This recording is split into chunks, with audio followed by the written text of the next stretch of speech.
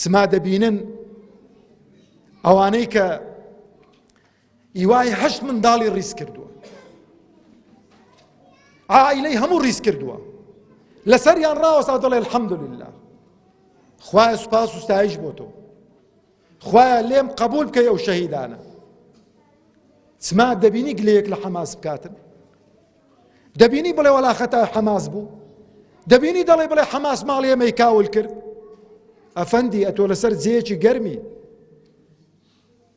پاروت چەورە، شەرم لە خۆت ناکەی بە کۆڵێ ڕیشەوە، بە سیمایەکی مسلمانانەوە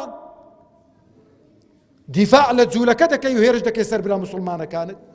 چ وەڵامی خوا دەدەیەوە؟ غیرەت و شەهامەتی ئەو دایکە جگەر سوتاوانەت هەبێتن،